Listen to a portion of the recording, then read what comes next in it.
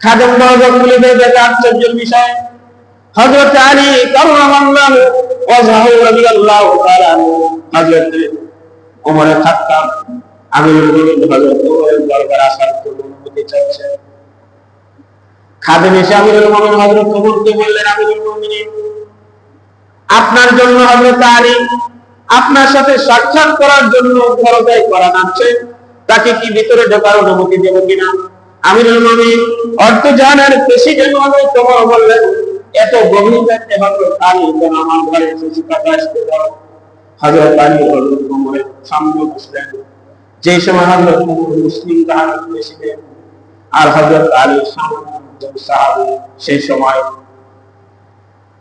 হযরত ওমর জিজ্ঞেস করেন, আলী এত গভীর রাতে তুমি কেন আসলে? তুমি তো দিনের বেলা আসতে পারতে, এই গভীর রজনীতে তুমি কেন আসলে? হযরত আলী বললেন, আমিরুল মুমিনিন, আপনি সারাদিন রাষ্ট্রের কাজে ব্যস্ত থাকেন, আমার কথা বলার সময় তো আপনার শোনার সময় তো নেই। এই জন্য আমি মনে করলাম সারাদিন আপনি রাষ্ট্রের কাজে ব্যস্ত থাকেন, সারা রাত আপনি জাসুসি করেন, প্রজাদের খবর নেন। আমি শুনলাম আপনি আজকে রাত্রিতে বাড়িতে আসেন, বিধে আপনার সাক্ষাৎে আমি আসলাম।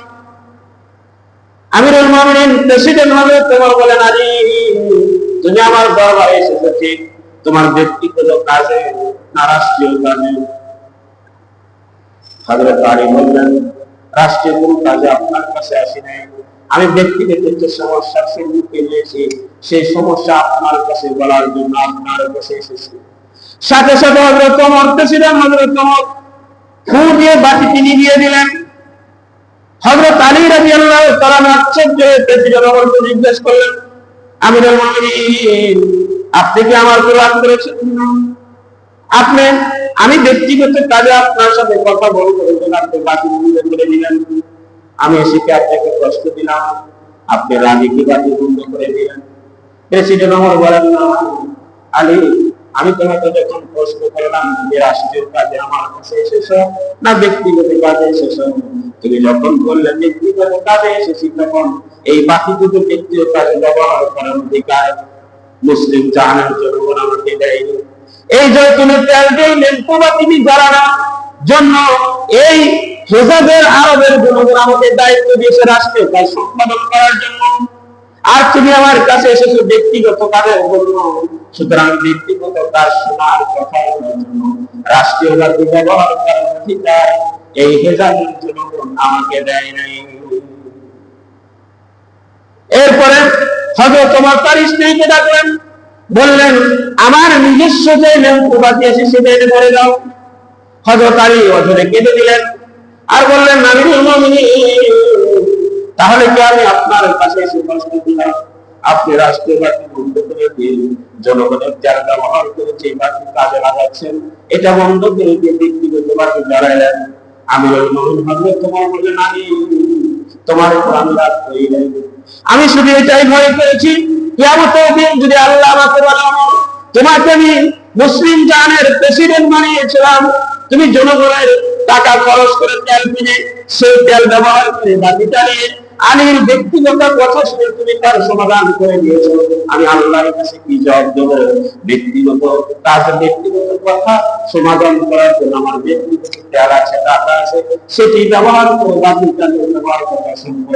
জনগণের তেল ব্যবহার করে আলো আলো লাগিয়ে তোমার ব্যক্তিগত কথা শোনার অধিকার আল্লাহ আমাকে দেয় নাই। নিজের ব্যাপারে একবার প্রশ্ন করে দেখেন, মুসলিম জাহানের প্রেসিডেন্ট হযরত ওমর, যার দিকে রোম সম্রাট পারস্য সম্রাট তাকানের সংকেত না, তিনি রাষ্ট্রীয় তেল ব্যবহার করে হযরত আলী রাদিয়াল্লাহু তাআলা কথা শুনবেন, এটি ভয় করেছেন কিয়ামতের দিন যদি আল্লাহ প্রশ্ন করে, তোমাকে প্রেসিডেন্ট বানিয়েছিলাম ক্ষমতা ব্যবহার করে, জনগণের তেল ব্যবহার করে, ব্যক্তিগত কথা শুনে তুমি জনগণের অভাব নষ্ট করেছো, কিয়ামতের দিন আমি আল্লাহর কাছে কি জবাব দেব? তাই তো কবি সম্রাট শেখ সালিম বলেছেন, সারে পায়াম মুলক মে দেকর সারে পায়াম মুলক মে দেকর একে মুকুটাতে জাহান্নাম কা বসে তোমার হয়তো বিশাল এ দুনিয়ার ক্ষমতার মালিক হতে পারো, তোমার সারা পৃথিবী সবকিছু আর বসে, এটাও হতে পারে, অসম্ভব কিছু নয়। সারা পৃথিবীর ক্ষমতার চাবি তোমার কাছে হতে পারে, কিন্তু যদি তুমি আল্লাহর ভয় তোমার অন্তরের ভিতরে যদি না থাকে, তুমি যদি অন্যের সম্পদ জনগণের সম্পদ নষ্ট করো, কিয়ামতের দিন এই সামান্য বিষয়ে তোমাকে জাহান্নামে নিয়ে যাওয়ার জন্য যথেষ্ট হয়ে যাবে।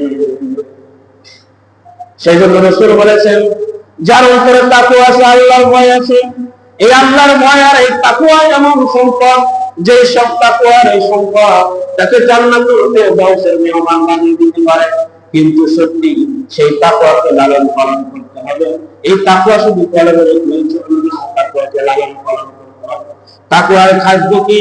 রাসূল বলেছেন, তাকওয়া এই অন্তরে তাকওয়া নামে একটা সম্পদ আছে, তাকওয়া নামে একটা জিনিস আছে, এটাকে যদি বেশি বাড়াইতে চাও, তাহলে মুখ দিয়ে সবসময় বলতে হবে আলহামদুলিল্লাহ, সুবহানাল্লাহ, আস্তাগফিরুল্লাহ, সাল্লাল্লাহু আলাইহি ওয়াসাল্লাম।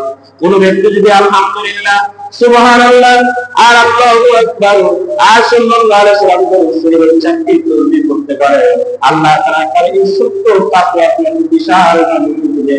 যে তাকওয়াটা কিয়ামতের দিন যদি মিজানের পাল্লায় তুলে দেওয়া হয়, আল্লাহ রাসূল বলেন, সত্তর বছরকে বলছি তার তাকওয়া এত ভারী হবে, এত ভারী হবে, সাত আসমান জমিন লৌহ কলম পাল্লায় তুলে দেওয়া হয়, এরপরে তার তাকওয়ার পাল্লাটা বেশি ভারী হবে।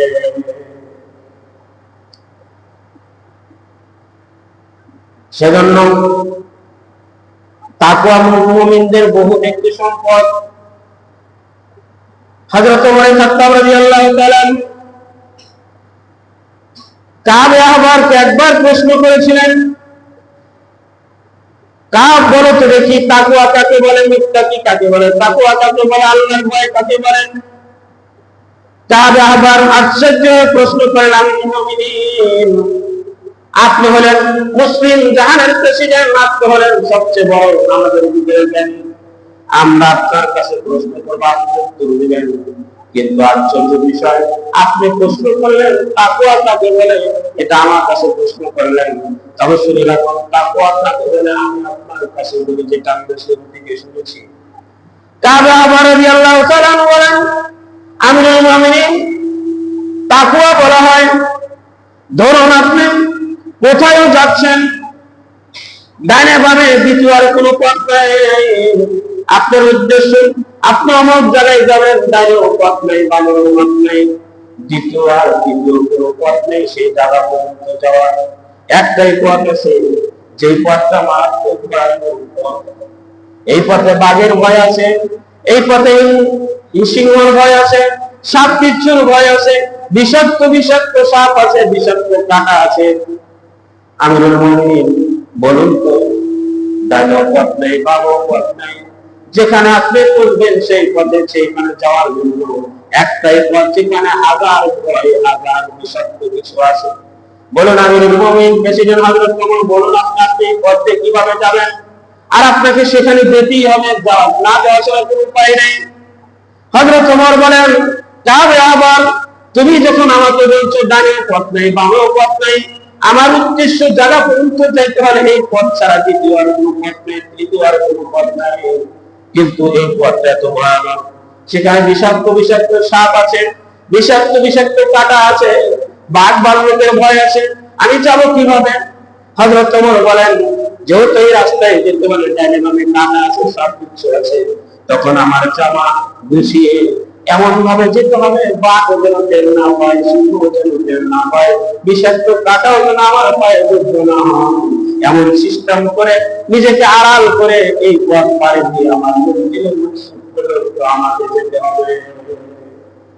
কাব আবার বলেন, আমিরুল মুমিনিন প্রেসিডেন্ট, আপনি যেই কথা বলেছেন সত্যি, পৃথিবীর প্রত্যেক মুমিনের গন্তব্যস্থল উদ্দেশ্য হলো জান্নাতুল ফেরদাউস, আর জান্নাতুল ফেরদাউসের মেহমান হতে হলে দুনিয়ার এই পথ আপনাকে অতিক্রম করতে হবে। এই দুনিয়ার এই পথ গুনাহ নামক কাঁটা আছে, জিনা নামক কাঁটা আছে, সুদ নামক ভয়াবহ প্রাণী আছে, হাজারো গুনাহ দিয়ে প্রাণী, হাজারো বিপদ দিয়ে দুনিয়া নামক রাস্তাটা ভয়ঙ্কর। এখান থেকে আপনার ইমানের জামাটাকে, আমলের জামাটাকে তাকওয়ার জামাটাকে এমন ভাবে লুকিয়ে গুটিয়ে যেতে হবে যে আমার জান্নাত পর্যন্ত যেতে হলে জেনা নামক গুনাহ, আমার দুনিয়ার অবাধ্যতা নামক আমাকে যদি অ্যাটাক করে আমাকে জাহান্নামের তলে দেশে পৌঁছায় দিতে না পারে। প্রত্যেকটি মানুষ যদি তার গন্তব্যস্থলে যেতে যদি হাজারো রকমের চেষ্টা নিয়ন্ত্রণ করে, হাজারো রকম উপকরণ ব্যবহার করে যদি তার নিজের জায়গা পর্যন্ত যেতে পারে, হাজারো প্রোটোকল ব্যবহার করে যদি তার নিজস্ব জায়গা পর্যন্ত যেতে পারে, তাহলে প্রত্যেক মুমিনের আসল জায়গা হলো জান্নাত। সেই জান্নাতে যেতে হলে দুনিয়ার হাজার টাকা থেকে নিজের ঈমান, নিজের আমল আর নিজের তাকওয়া পেয়েছে, আমাকে সেই জান্নাতের ব্যবসায় হযরত ওমর এই কথা বলে অঝরে কেঁদে দিলেন, চোখ দিয়ে পানি ছেড়ে দিলেন। কাবে আবার বলেন, আমিরুল মুমিনিন, আপনি কেন কাঁদেন? আপনি আমাকে প্রশ্ন করেছেন, আমি আপনার কাছে প্রশ্ন করলাম, সে উত্তর আপনি দিলেন, এখন কাঁদেন কেন? হযরত ওমর বলেন, আমি এই জন্য কাঁদি কারণ দুনিয়া নামক এই রাস্তাতে এত ভয়ানক, এই দুনিয়া নামক এই রাস্তা পার হয়ে যদি জান্নাতে যাওয়া আমার পক্ষে সম্ভব নয়। মানুষের আল্লাহ আমাকে প্রেসিডেন্ট বানিয়েছেন, আমি যদি জনগণের কোন মাল যদি আমি অপচয় করে অপব্যয় করি, কিয়ামতের দিন যদি আল্লাহ আমাকে প্রশ্ন করে, তোমাকে আমি প্রেসিডেন্ট বানিয়েছিলাম, তুমি তোমার প্রেসিডেন্ট থাকা অবস্থায় জনগণ না খেয়ে রয়েছে, জনগণ কষ্ট পেয়েছে, গরিব কষ্ট পেয়েছে, ধনীরা ব্যবসা করতে পারে নাই, দুনিয়ার সিস্টেম সুন্দর করে চালাতে পারে নাই,